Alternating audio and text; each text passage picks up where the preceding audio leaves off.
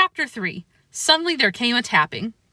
The next 3 weeks passed uneventfully, unless you want to count Chester's chronic state of hysteria as an event. I will spare you the details because, to be honest, I couldn't bear having to relive them myself.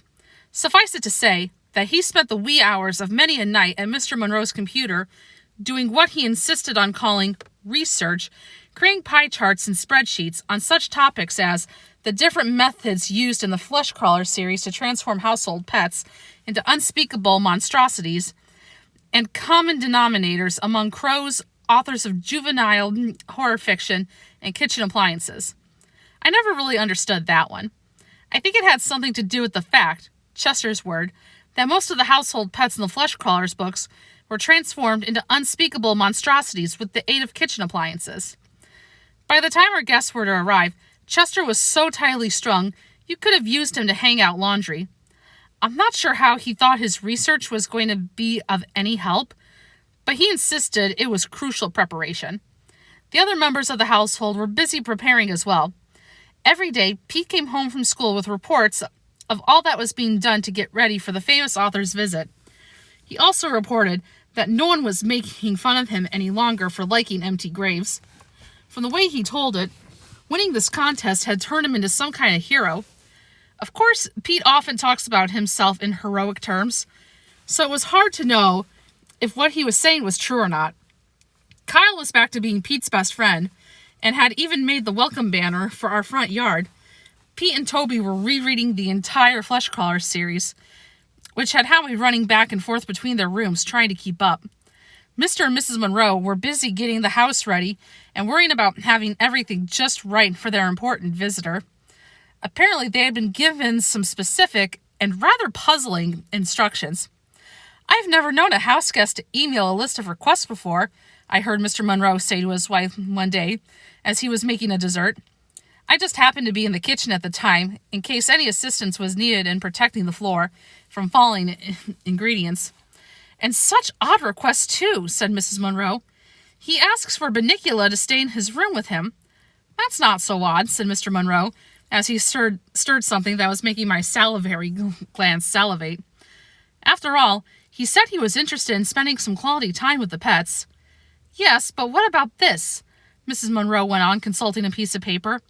Salad without dressing to be available at all hours, and a plate of lettuce to be placed by my bed for a midnight snack.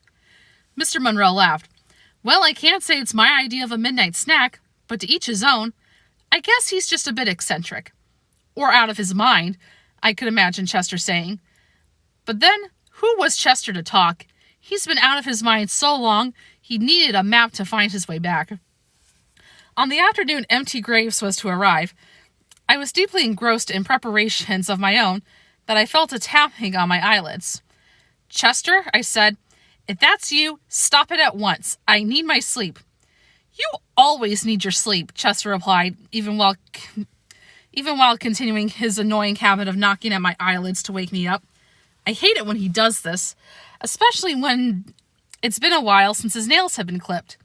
Yes, but I need it even more now, I told him, being careful not to sound too alert. It's important to be well rested when you have guests coming. This is how you're preparing? By napping? I nodded, which quickly led to nodding off. Chester picked up the pace of his eyelid batting. Well, I've been preparing too, he told me. Please, I begged, no more Venn diagrams. Chester snorted. I've been engaged in serious research, he said. You've been engaged in serious research for 3 weeks, Chester, and all we've learned so far, is to stay away from the toaster oven. Well, it just so happens that I've been engaged in research too. I was dreaming about bacon, and I was about to determine how many slices I could eat before getting a tummy ache, and I was up to 114. Oh, hearing that number gives me a tummy ache. Suddenly, Chester was on top of me, playing my eyeballs like a set of drums. Stop, I wolfed, shaking him off and opening my poor battered eyes. I couldn't believe how bright the room was, considering that the sky outside was decidedly gloomy.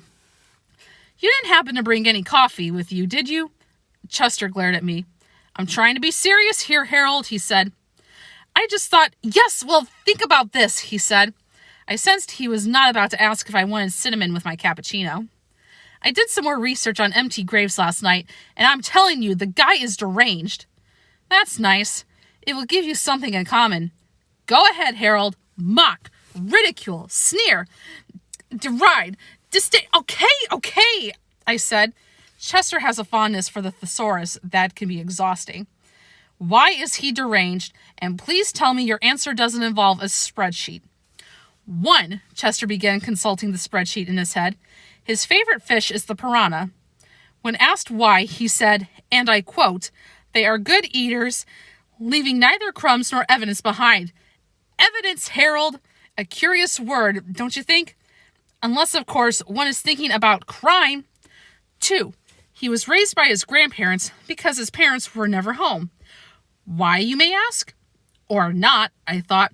Because they were spies. The only contact Graves had with them during his entire childhood was a single postcard sent from a dungeon in Bora Bora.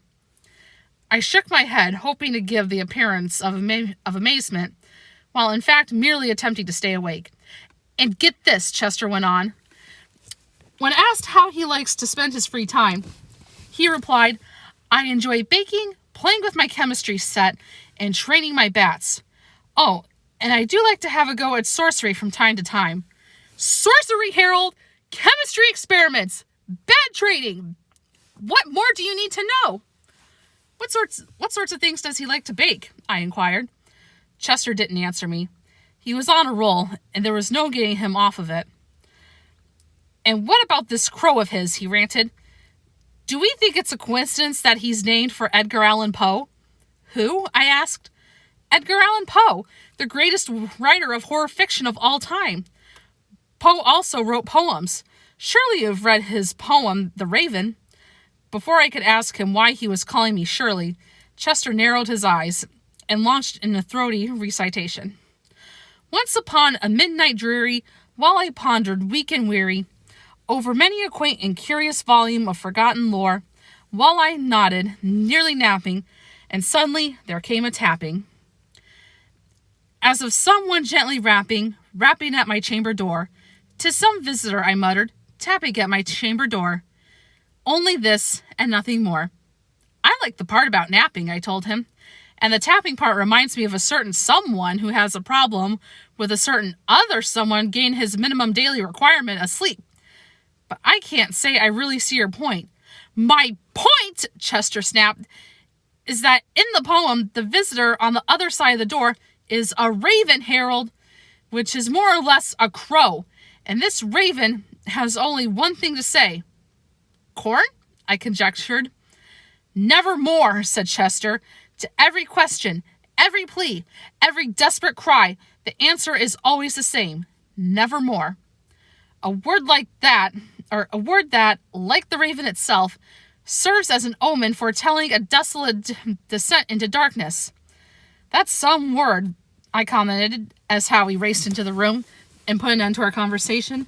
M.T Graves will be here any minute, he exclaimed. How do I look? Chester peered at Howie through half-closed lids. You look like a wire-haired dachshund puppy, he said. How do you think you look? Is my hair okay? No, Howie. You'd better call your stylist for an emergency trim. Howie began to panic. Really, Pop? I don't know if she can fit me in. I think it's her afternoon to go to her shiatsu massage therapist. Or maybe she takes her shih tzu for a sausage hairpiece. It's a little hard to understand what she says sometimes. I think it's because she chews gum, and she's got that blower thing going right next to my ear, and your hair looks fine! Chester shouted. For the record, Howie does not have a stylist.